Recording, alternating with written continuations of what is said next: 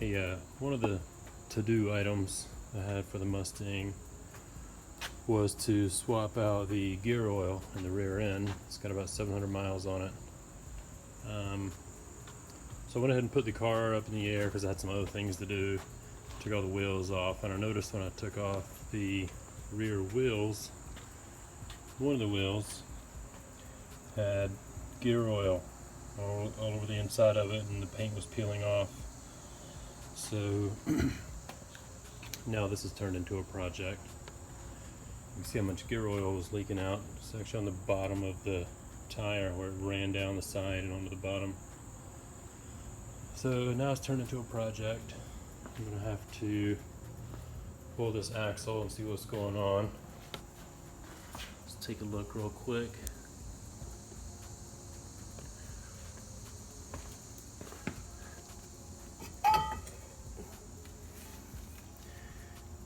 Inside here, I see my drum is completely coated in gear oil, and I can see under here all this is coated underneath. I'll go ahead and record the whole thing, draining the fluid, pulling the differential cover off, pulling this axle out, changing the seal, which I assume is the problem. I'll have to see when I take this out what's causing the leak. But it is a brand new bearing and seal. We just rebuilt this rear end last year, so had to be something with the installation of that seal is my guess. Alright, before I get started, this thing sat outside for about 6 to 8 weeks without even being moved, and I can't believe how many spider webs and spiders there are underneath this car. It's literally a jungle of webs. So I picked this up at Home Depot. So I'm just going to spray some spider roach and ant killer on it. And that should take care of it. And it says it lasts for 3 months, so it should hopefully keep them away for a while. I have this thing taped onto this small handle. It takes a very small threaded little extension rod that I didn't want to buy. I just wanted to buy this piece. It was like maybe $6 or $7, and then I just used the wooden handle I had in the garage and just taped it on because it wouldn't, the threads wouldn't fit.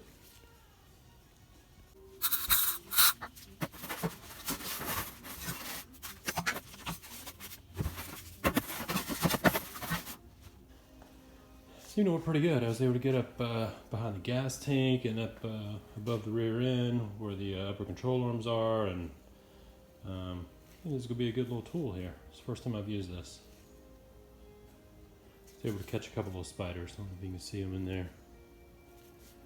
But there were leaves dropping out when I was doing that. It scared me to death.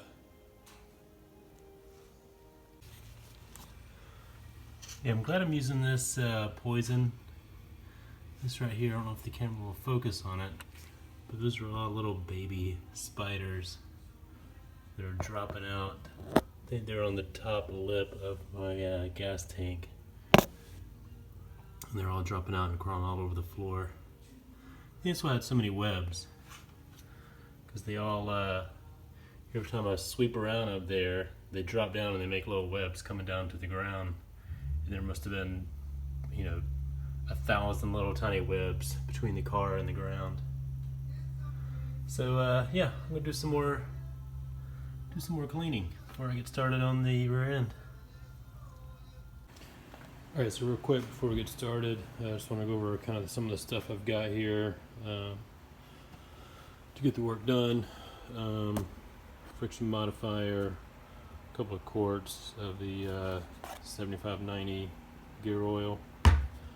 I've never tried this seal here. I'm going to try this lube blocker. I believe I got this from LMR. So we'll try it, see how it works. The last time when I put the cover on, I used my friend Justin used like a silicone sealant. Correct ratchets, adapters. You're going to need a 22mm socket, a 10mm hex, 5/16 hex, and a 1/4" hex, and then a 3/8 socket. Then I've got a couple different scrapers here. If you got the aluminum Scott Drake cover, I'm going to use this to try to pry that cover off, because I want to have something really thin, not like a screwdriver, just because I don't want to gouge the aluminum. And then I can use this or this to scrape off the surfaces, and then maybe some Scotch Brite to clean the surface really well. Then a couple different torque wrenches. It calls for the cap screws to be tightened to 5 foot-pounds. So I've got this little small torque wrench. It goes to 6 or 7 foot-pounds. Maybe 60 inch-pounds. Right about here. So I got that for those. And then the cover bolts are tightened to 25 foot-pounds. Whether you've got the Scott Drake cover or the stock cover. I think that's it. Also, if you have the stock cover, you'll need a 1/2" socket, which I'm not going to be using because I've got the Scott Drake cover. And I think that's it. And then also, I'm going to be doing this seal more than likely, so I've got a seal puller, and then the little disc to install the seals. I just don't have them out here on my workbench right now. I think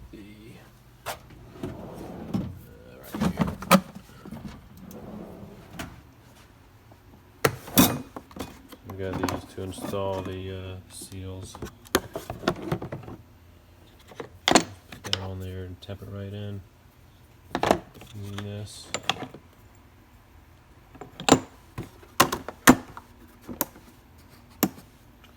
Alright. Guess it's time to start draining.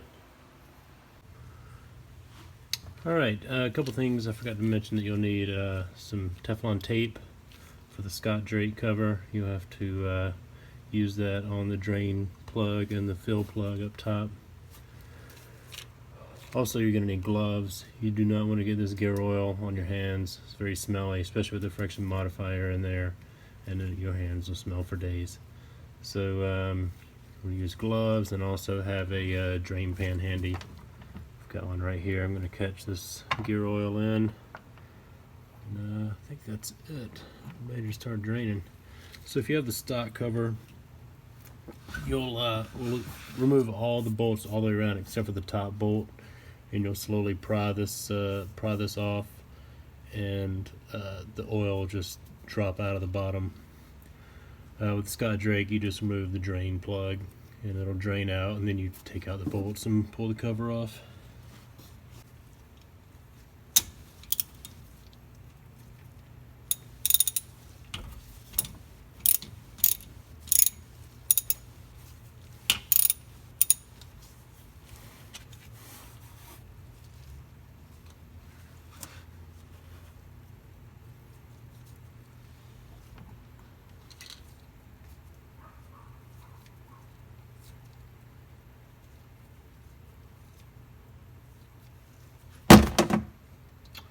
Well, I didn't mean for that to fall in there.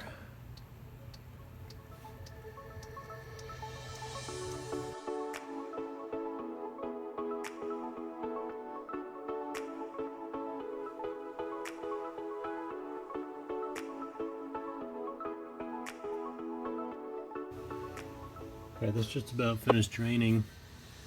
That was the 5/16 hex. This is a 1/4" hex. All your bolts are on here, so I'm going to remove all these bolts next. I'll leave in the top fill plug and the rear fill plug for now.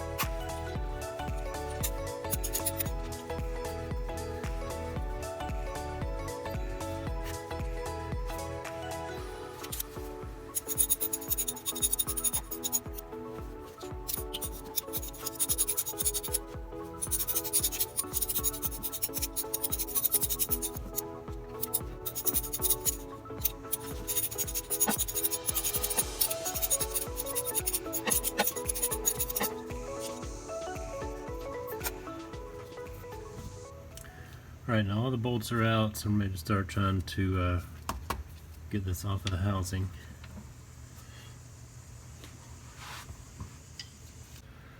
Alright, so this thing was on there pretty tight. I was having a hard time getting behind it. So I basically just loosened these jam nuts, and I ran in these bolts. They weren't tight at all.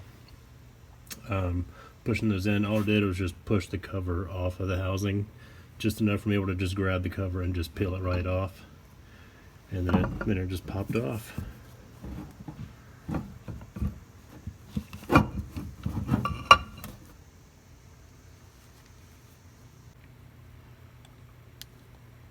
Alright, while it's still daylight out, I'm going to go ahead and clean the cover and get it ready.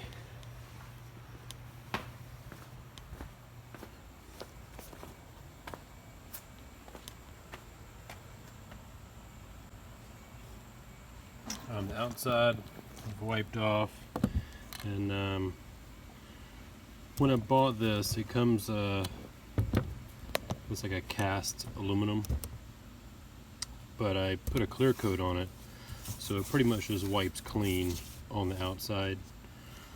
But what I do is just take like window glass cleaner, like spray foam glass cleaner, and to just go in all the little cracks and crevices and scrub it down, and it comes pretty clean without using any type of solvents, only because I don't want to take the clear coat off of it. And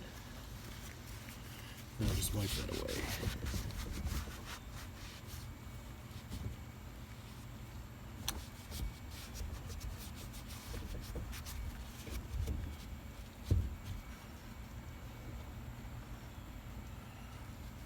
Alright, so since I ran these in to push the cover off, I'm going to go ahead and take these back out.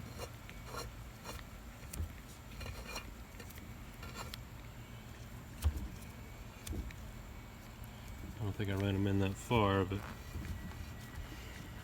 you just don't want them, you don't want them touching inside when you're trying to put the cover on.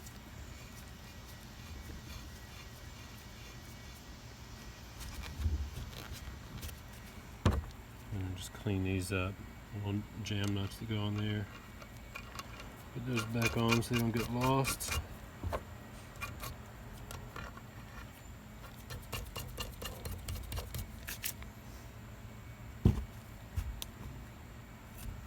Now for the inside, might do something different here.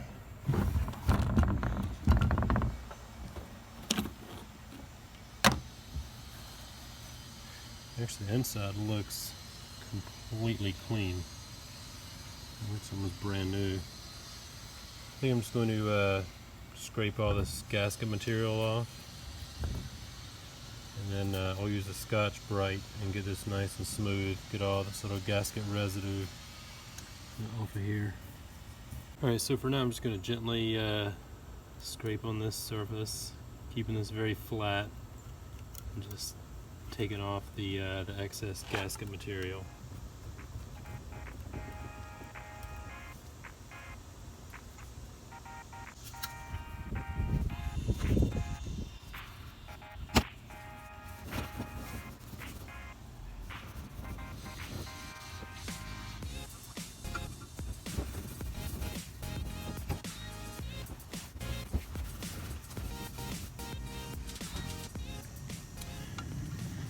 So you can see this coming clean, it's nice and smooth, shiny.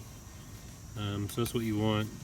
And then we use a little pick and try to clean out these holes. There's some gasket material down in these holes. I want to get that cleaned out as much as possible.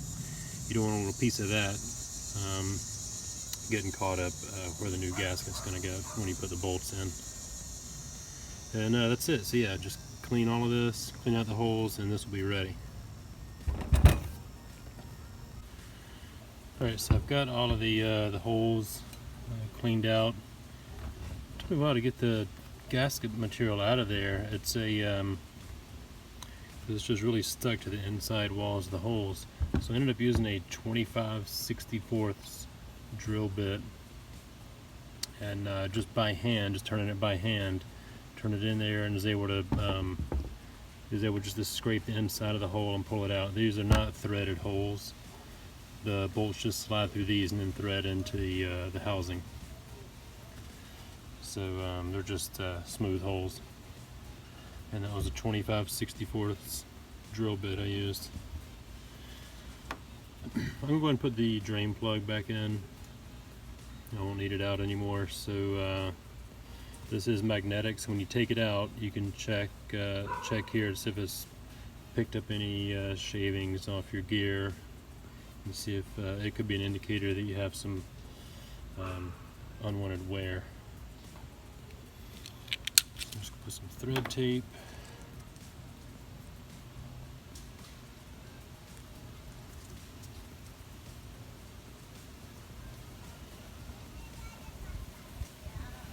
Just about 2 wraps is all you need.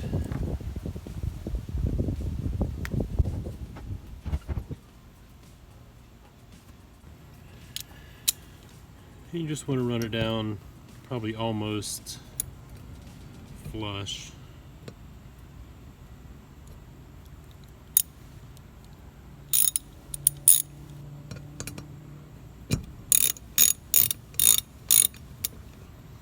You'll feel it get kind of snug.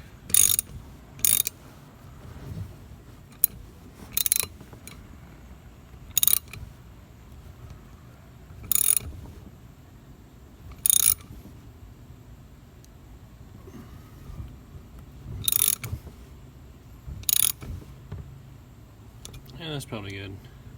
Got like maybe 1 thread sticking out there on the edge, but it's in there pretty tight.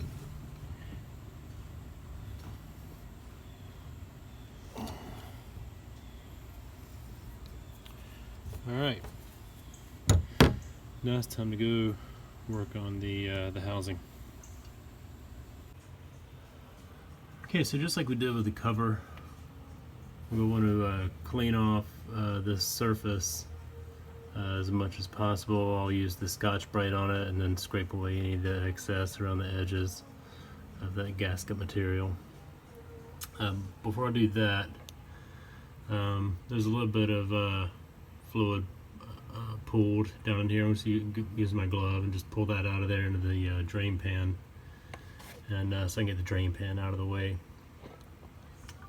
And you know, this thing is very clean, but I may spray with a little bit of brake clean just to try to wash it out. So I get some light in there. You can see it looks like brand new. Well, it's because it is brand new. So I'm going to get that cleaned up, get that extra fluid out of the bottom, pan out of the way, and clean up all of the edges.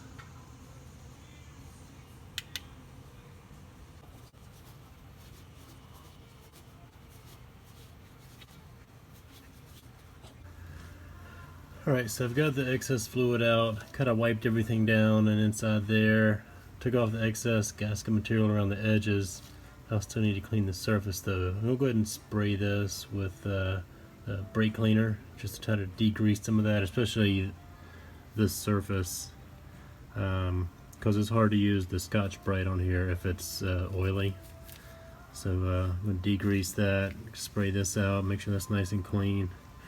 While you're in here, you want to go ahead and check these teeth, make sure you don't see any signs of uneven wear. You can look all around, you can check your spider gears inside there, make sure they're good.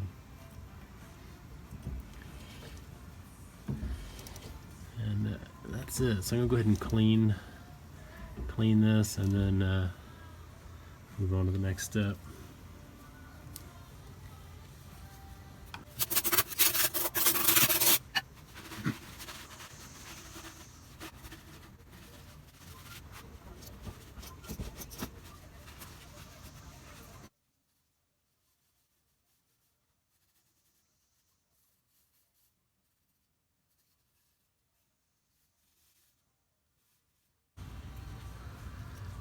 Right, so I've got the edge cleaned up now, the gasket surface, and once you do that, go back in here and clean out any debris that may have fallen in. Just make sure it's all cleaned out. So if I was just changing the gear oil, that would be it. I mean, if I had just the Scott Drake cover, I wouldn't even have to take the cover off. But if you have a stock cover, you do have to take the cover completely off like this, drain it, clean it, put the cover back on, and then refill it from the back side. So if that were the case, you'd be ready to put the cover back on now and then refill it. Unfortunately, I got to pull an axle out to see where I have a leak. So what you want to do to pull an axle out is turn this. So you've got this bolt right here, right along the bottom of this. So that bolt holds in this pin, which goes all the way through.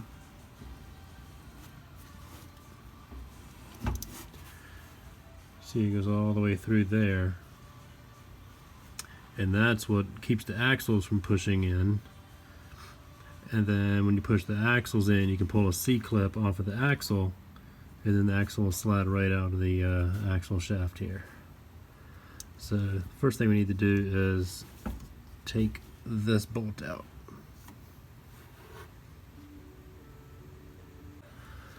Alright, so this is a 5/16. I found that it is a little bit easier if you line it up right here in this little groove. It just gives you a little bit more room, a little bit more wiggle room than if you have it up here, and you have a little bit more room for your ratchet. And then go ahead and put it into gear so this thing doesn't turn while you're trying to turn the bolt.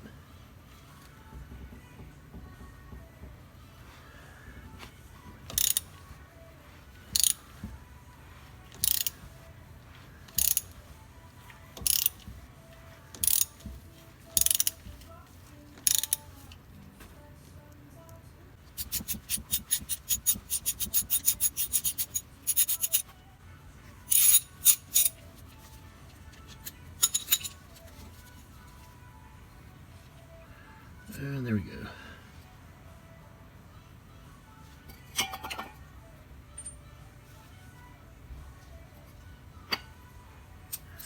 Alright, so now I'm going to go take this back out of gear so I can turn this again.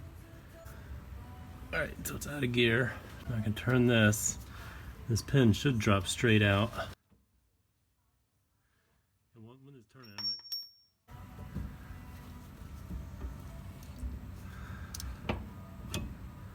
alright, so now that that pin is out, let me get a light here.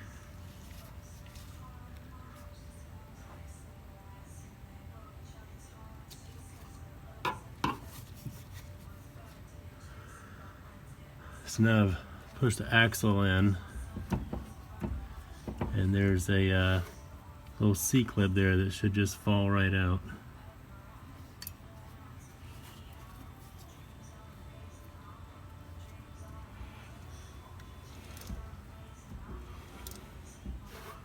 It's right there.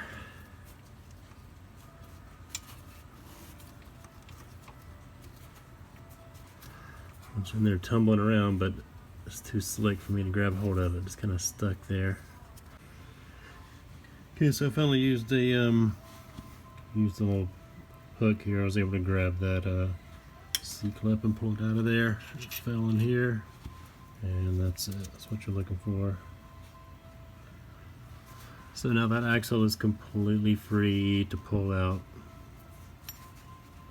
I don't know if you can see the little lip where it catches there, but if I grab the end of the axle, you'll see that disappear, and then it come back, and then a little bit more, and that's where the C-clip goes. Alright, let's look at this axle.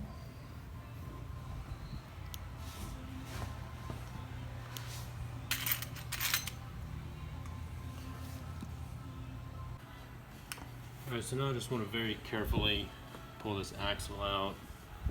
You know, the bearing's good, so I don't want to damage the bearing that's there. Just try to support as much of the weight as possible.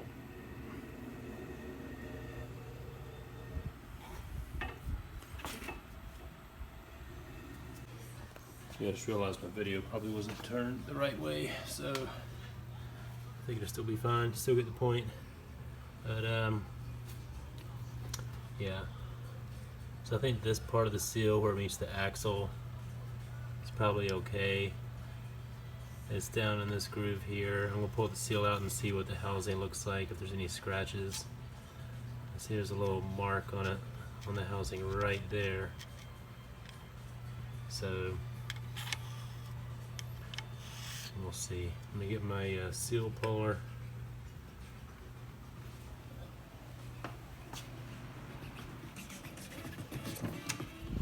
Alright. So I'm gonna use this. I'm just gonna pry that out. Let me set up my camera. Alright, so let's go take my gear puller here, seal puller here, and be sure you can get up all the way behind the edge of it. And it should just come right out. Alright, let's clean up this housing. Let's see if there's anything in there. Alright, so if we take a closer look, I found there's two small grooves right here, little tiny indentations. So I'm going to have to fix those two spots because that could be an area where it's leaking. And there's another place up here on the top. It feels like it's actually protruding out a little bit. I'll have to do a little bit closer investigation and see what's going on there, but I'm going to have to fix these two and this one. I've got some epoxy. It's a Loctite brand epoxy I'm going to mix up. I don't know if I can fix these two. Like I said, this one I've got to figure out what the fix is there. I don't know if it needs to be taken down just a little bit or it's kind of a ridge. So yeah, let me show you that epoxy I have. So it's this Loctite epoxy. So I'm going to clean up the surface with some brake clean, get all the oily residue off, and knock it out. Alright, so did some more investigating. The scratch that was at the top was almost just superficial. I was able to use a wire brush on my drill, and you can barely feel it. I still may try some of that epoxy in there just to make sure it's completely smooth. These two are definitely indentions, so I'm just going to mix up the epoxy, this cardboard here, and just use equal parts, but only have like a minute, or I think it's 3 minutes to use what I mix up, so I'm going to try to record it here. And then, you know, just smear some in there, and I'm just going to use this little round piece of cardboard. I couldn't really find anything else to use to just kind of, you know, just smooth it out over that. I don't want to use my finger because I'll actually make it, you know, force it into the indentation and leave the indentation there. So I think using something like this that's somewhat rounded, the same as the housing, that should do the trick. So that's it. So I'm going to mix this up and get that smoothed out. And then I'll let it sit here until maybe tomorrow night or the next night, at least 24 hours before I go in there and sand it down and make it completely smooth.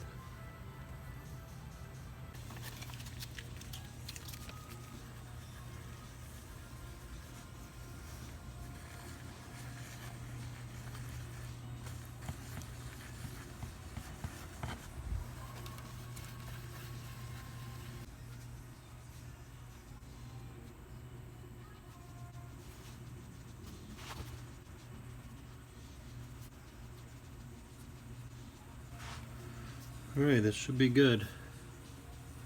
So I'm just going to let that sit, and I'll come back with maybe some 800 grit. We'll see if that'll do it here maybe 24 hours from now. Get that just as smooth as I can, make sure I can't feel any ridges, and should be ready for the seal. Okay, so the epoxy has had time to dry. I don't know if you can see it on the camera, but where I spread it goes from here up to about here. It's kind of a lighter gray color, and then there's some more underneath here that you can't see. I'm just going to take some 400 grit sandpaper and just sand this down smooth, and hopefully we won't be able to fill those ridges that were in there.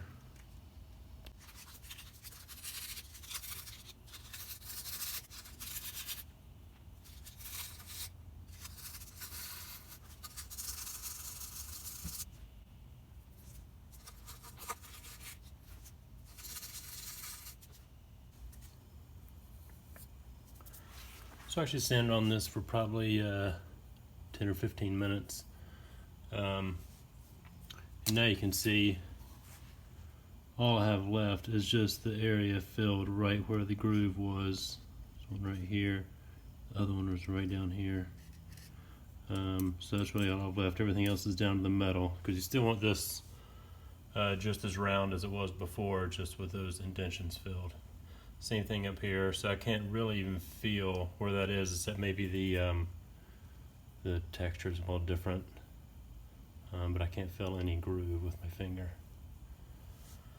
So I think we're ready for a seal. I'm going to wipe this out really good and get all this dust out of here. I don't want that getting into the bearing there.